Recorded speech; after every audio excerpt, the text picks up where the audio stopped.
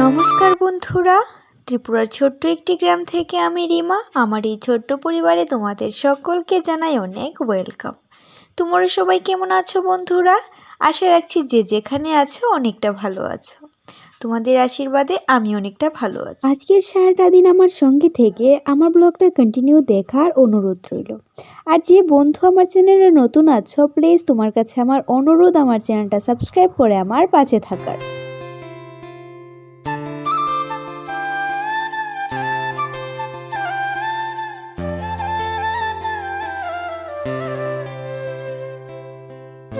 আজকে আমি সকালে যে কাজগুলি করি বন্ধুরা, তা আর তোমাদের সঙ্গে শেয়ার করলাম না, সরাসরি চলে আসলাম স্নানটা সেরে। তো বন্ধুরা, কেন স্নানটা সেরে আসলাম তার সমস্ত কিছু তোমাদের বলছি একে একে। আজ হয়েছে বৃহস্পতিবার। তো বৃহস্পতিবার মানেই বন্ধুরা ঠাকুরঘরে যেন আলাদা একটা কাজ থাকে বা কাজের চাপ থাকে। তো অনেক দিনই হলো ঠাকুরঘরের কাপড় চোপড়গুলি বন্ধুরা ধোয়া হয় না।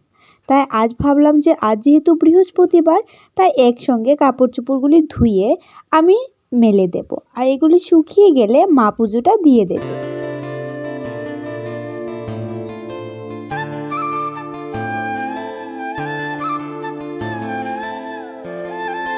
আজ নিজের দৃশ্য বন্ধুরা, আমার চ্যানেলটা একেবারে ডাউন হয়ে গেছে, একদমই ভালো নয় চ্যানেলটার অবস্থা বন্ধুরা। যেহেতু বেশ কিছুদিন ধরে আমি নিয়মিত ভিডিও আপলোড করতে পারছি না, তার কারণে বন্ধুরা আমার ভিউজ, তারপর ওয়াচ টাইম সমস্ত কিছু একেবারে ডাউন হয়ে গেছে। তো ভেবেছিলাম প্রথমে যে না, আর কোনো কিছুই করব না, আর চেষ্টাও করব না, ব্লগও দেব না।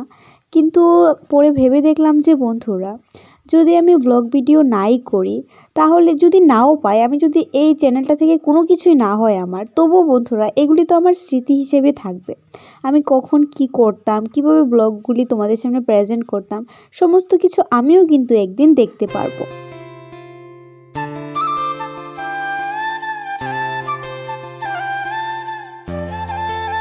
কিছু পাওয়ার জন্যই যে আমাকে কিছু করতে হবে বন্ধুরা, তা কিন্তু নয়। আমরা যে সময়গুলি পার করে যাচ্ছি, সেই সময়গুলো কিন্তু বন্ধুরা যে কোনো কিছুর মূল্য দিয়েই আমরা আর ফিরে পাবো না। তো একটুখানি খাটুনি দিয়ে যদি আমরা এই সময়গুলি পরে দেখতে পারি, তাহলে তো মন্দ নয় বন্ধুরা। তাই বন্ধুরা, আমি একটু একটু হলেও তোমাদের সামনে শেয়ার করতে চাইছি।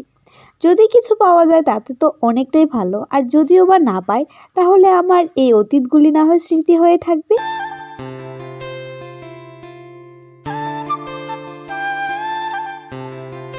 স্নানের আগে আমি একটা কাঁঠাল কেটে নিই বন্ধুরা, মানে এঁচড়। তো মাকে বলেছিলাম এঁচড়টা সেদ্ধ দিতে, দেখো কড়াইতে সেদ্ধ দেওয়ার পরে এটার যে আঠাগুলি আছে কড়াইতে লেগে গেছে। তো এখন রান্না করে একেবারে কড়াইটা মা ধুয়ে নেবে। তো আমি ঠাকুরঘরের সমস্ত কাজ বাজ সেরে বন্ধুরা একেবারে ঘর দুয়ারগুলি মুছে সমস্ত কিছু রেডি করে রেখে দিয়েছি। কাপড়গুলি শুকিয়ে গেলে মা পুজোটা শুধু দিয়ে দেবে। তো এখানে আমি চলে আসলাম কাঁঠালটা রান্না করতে। গত দিন যে আমাদের বাড়িতে বানানো হয়েছিল কাঁঠাল তরকারিটা, মানে এঁচড়ের তরকারিটা, তো সেটা মাই করেছিল। কিন্তু আমার আজ খুব করে ইচ্ছে করছিল নিজের হাতে আমি কাঁঠাল তরকারিটা রান্না করব। তো আমি রান্নাটা করলাম বন্ধুরা, আর তরকারিটা কিন্তু উনুনে ফুটছে, আর বেশ কটা বোতল এখানে খালি পড়ে আছে। তো যেহেতু গরমের দিন বন্ধুরা, জল কিন্তু প্রতিনিয়তই পান করতে হয়, তাই এখন আমি বোতলগুলি ভরে রেখে দেবো। তো দেখো বন্ধুরা, আমি এখানে ঠাকুরের কাপড় চোপড়গুলি ধুয়ে মেলে দিয়েছিলাম, আর এদিকে দেখো আমার কাঁঠাল তরকারিটা, মানে এঁচড়ের তরকারিটা খুব করে ফুটছে। তো দেখো জাস্ট কালারটা কি এসেছে, জাস্ট ওয়াও না? তো বন্ধুরা দেখো, আমি আজ মাথায় করেছি শ্যাম্পু, কারণ চুলগুলি অনেকটা কালকে থেকে আঠালো রাখছিল, যার কারণে বন্ধুরা আমি শ্যাম্পুটা করিনি। আর আমি কাঁঠাল তরকারিটা বসিয়ে দিয়েছি, তো নামিয়ে নেব। আর এদিকে দেখো, আমি ঠাকুরঘরটা আজ পরিষ্কার করে নিলাম, কাপড় চোপড় ধুয়ে দিয়েছি ঠাকুরের। তো আজ যেহেতু বৃহস্পতিবার বন্ধুরা, আর আমি যেতে হবে আমাকে টিউশনে, তো টিউশনটা অনেকটা দেরি হয়ে যাবে যেতে, না হয় আমি পুজোটা দিয়ে দিতাম। তো সমস্ত কিছু রেডি করে রেখে দিয়েছি, মা পুজোটা দিয়ে দেবে।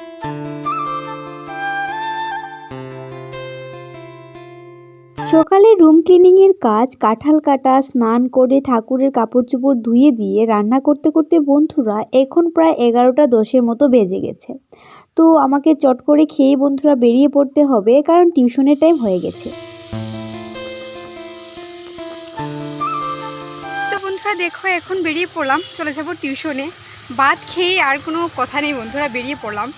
তো অনেকটা দেরি হয়ে গেছে, আজকে প্রায় 11:30 বাজে, এখন প্রায় 11:30। তো আজকে 12টা থেকেই ধরতে হবে টিউশনটা মনে হচ্ছে, আধা ঘন্টা যদিও লাগে না যেতে, তারপরেও বন্ধুরা।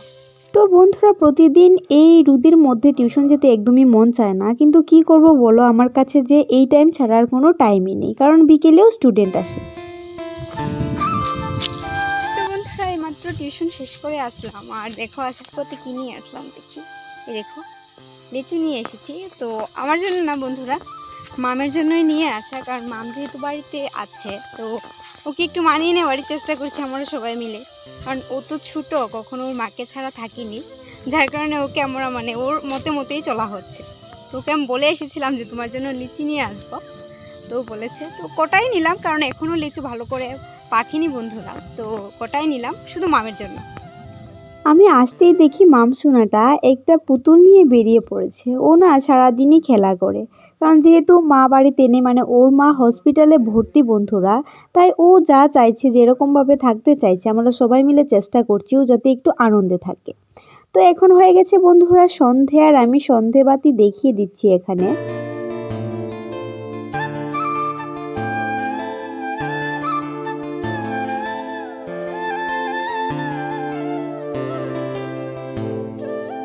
তো এখানে হয়ে গেছে সন্ধ্যের চা বন্ধুরা। সন্ধেবেলা তো চা না খেয়ে মা একদমই থাকতে চায় না, আমার তো একদমই ভালো লাগে না। আর চায়ের সঙ্গে চা বানাতে দেখো এখানে করে নিচ্ছি মুড়ির সাতু। তো বন্ধুরা আজকের সারাটা দিন আমার সঙ্গে থেকে তোমাদের কেমন লাগলো প্লিজ কমেন্টের মাধ্যমে জানাতে ভুলো না। তোমাদের কমেন্ট আমাকে অনেকটা উৎসাহিত করে। আর আজকের ব্লগ ভালো লাগলে অবশ্যই একটা লাইক করে আমার পাশে থেকো বন্ধুরা। তো দেখো এখানে সন্ধ্যের টিফিনে আছে চিতই পিঠে আর মুড়ির সাতু। তো এই দিয়ে আজকে সন্ধ্যের টিফিনটা আমি আর মা সেরে নিচ্ছি। তো সন্ধ্যের টিফিন খেয়ে দেখো এখানে একটু রেডি শেডি হয়ে বন্ধুরা আমি কটা রিলস তৈরি করে নিয়েছিলাম। তো চলো বন্ধুরা আজকের মতো এখানেই বিদায় নিই, দেখা হবে সুন্দর আরও একটি ব্লগের সঙ্গে।